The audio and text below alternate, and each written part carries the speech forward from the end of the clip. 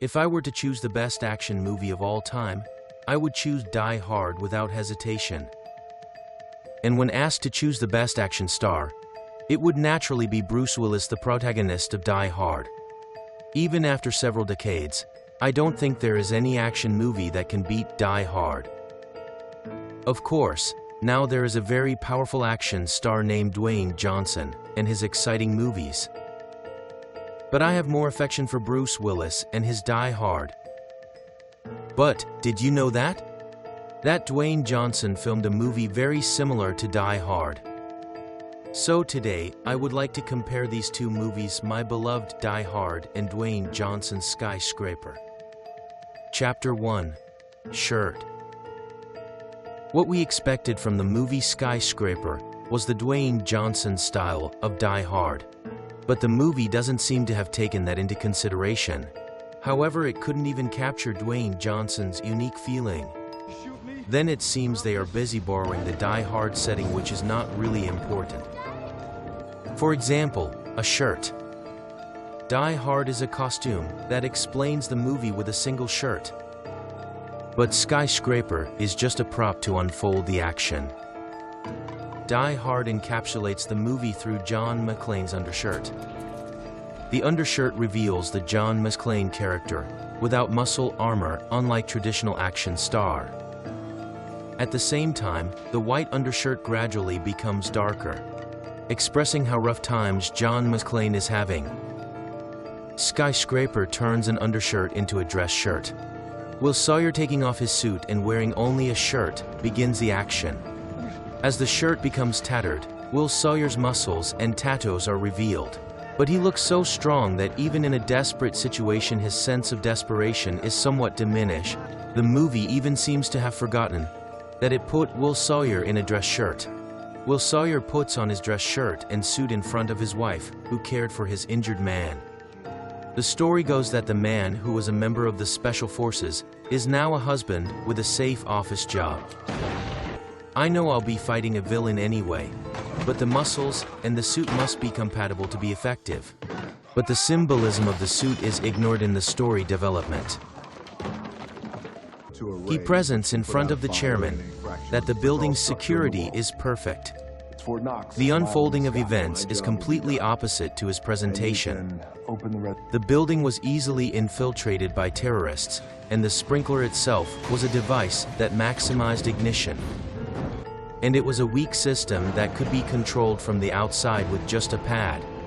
And even though he himself was the CEO of a security company, he never suspected a pickpocket who even fired a gun. However, even after going through all of this, the building owner is ready to sign a contract with the security company. There is a clear reason why the price is cheap. For something this size. Come on. You were cheaper than anyone else. A lot. Cheaper, like half. He didn't necessarily need a dress shirt rather than being the CEO of the company. I think he should have just put on a combat uniform and been on active duty. Chapter 2. Barefoot versus Artificial Leg. John McClane's bare feet. His bare feet add to the ordeal of John McClane, who is already weaker than a terrorist. The terrorists realize that he is barefoot and use a strategy to immobilize him by smashing his glass. But he overcomes this with mental strength. In this regard, the audience feels John McClane's sense of desperation and love for his wife, which makes the film more engaging.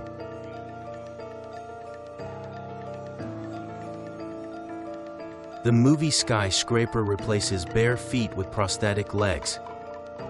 Here the setting was applied to give a penalty to Will Sawyer, who already outwardly overwhelmed the villains, but in the end, it was of little use. For Will Sawyer, prosthetics were not an obstacle. Will Sawyer climbs barehanded to the top of a tower crane, then runs faster than Usain Bolt and jumps to the building on the other side. Oh, and while avoiding gunfire from a police helicopter. Since it is Dwayne Johnson, there are things that are okay. And even if it is Dwayne Johnson, there must be things that are not okay, but since it is not a prosthetic leg, and is almost like the cyborg leg from Terminator 2, it is very less persuasive. I'd even go so far as to say that the chef setup in Under Siege 2 is more realistic. Chapter 3: Building. Die Hard's Nakatomi Building is a Japanese corporate building in La. It symbolizes the situation in which a large amount of Japanese capital entered the United States at the time of the film's release and influenced the United States culturally and economically. The setting that the terrorists were of German descent was also a setting to elicit natural sympathy from the audience due to the memories of World War I that still remained at the time.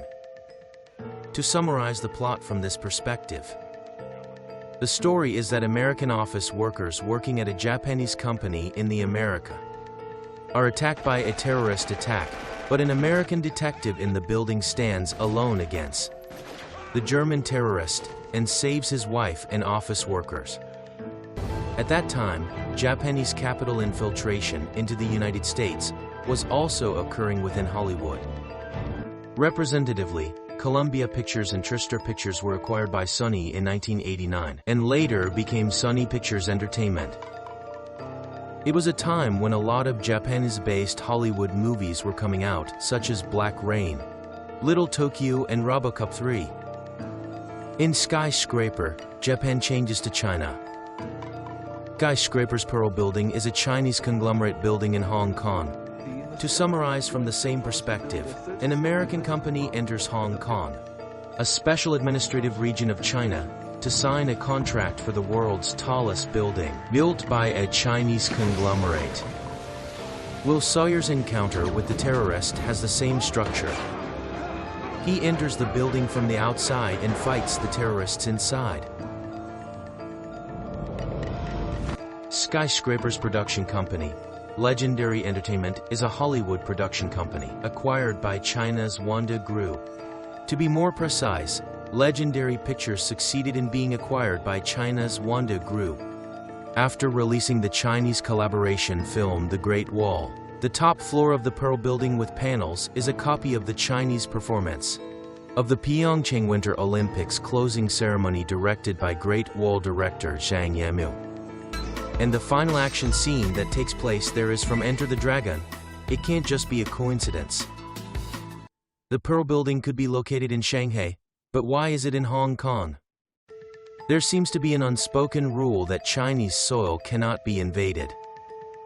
This was the case with Transformers: Age of Extinction, Independence Day Resurgence, and Legendary Entertainment's Pacific Rim Uprising. The building's location and scale make Skyscraper's target audience clear. A Chinese conglomerate built the world's largest building like a pile in Hong Kong, which was once ruled by the British, and at the end of the film a line appears to praise China's enormous wealth, such as looking at a burned-out building and saying that it will be rebuilt. This is like a kind of service that provides satisfaction to self-respecting Chinese people. And Skyscraper is revealing Hollywood's perception that the global market is the Chinese market. Chapter 4: Tape, Family, Wife, Police, Media. In Die Hard, duct tape is used effectively. In particular, the duct tape in the final showdown scene is a subversive prop. In Skyscraper, duct tape is all-purpose. If you can't fix it with duct tape, then you ain't using enough duct tape. He say, which makes me wonder what the heck he is doing.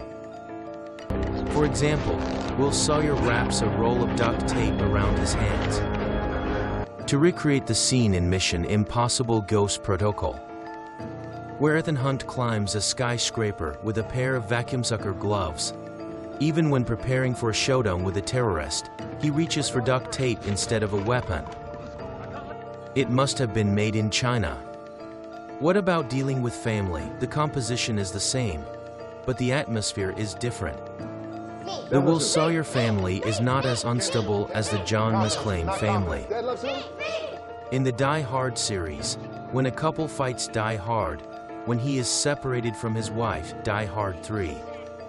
A daughter tells her friends that her father is dead, Die Hard 4. And a son only calls his father John, even if you call them Die Hard, Good Day to Die. Their relationship is so awkward on the surface that you can just say, "I guess so," and move on. But the Will Sawyer family trusts their dad completely, and for good reason. Dad is Dwayne Johnson. Now, let's talk about the wives. John McClane's wife was an office worker, and Will Sawyer's wife was a military doctor. Perhaps that's why his wife's fighting power becomes stronger. Die Hard's wife punched a broadcast reporter who put her and her husband in danger, breaking his 2 front teeth. But Will Sawyer's wife goes beyond that. She stabs the terrorists with a knife and knocks them out with a kick. Moreover, her wife, who escaped from the building, leads the police. Her wife predicts and convinces the terrorists' gathering points faster and more accurately than the Hong Kong police. But she deserves it. Because a male lion's wife can only be a lioness. Let's look at our relationship with the police. John McClane talks to the police on a walkie-talkie and explains the situation. The relationship between the two in difficult situations feels stronger than that of old friends. However, Will Sawyer has no communication with the police at all. Instead, his wife, who escaped from the building, explains to the police, and the police team leader trusts his wife's operation more than his own subordinates. Of course, Will Sawyer and the police team leader meet in this movie as well. The police team leader even tells Will Sawyer, "We finally met." But in fact, Will Sawyer doesn't even know who he is. Next, media. The media in Die Hard is not a sidekick. It acts as a variable in the development of events. Reporters actively create news using terrorist situations. Because of the news, his wife in the building becomes a hostage to terrorists, creating a crisis for John McClane. Poor John McClane is already in danger, both inside and outside the building. In Skyscraper, media is not a variable at all. Will Sawyer's show is broadcast to onlookers on a huge screen. Onlookers applaud and cheer, even though he was the person who was mentioned as the main suspect a little while ago. So far, I've only poured out criticism about Skyscraper. But it's not a question of whether I hate this movie. In fact, I found it to be okay as a way to kill time, and even more so.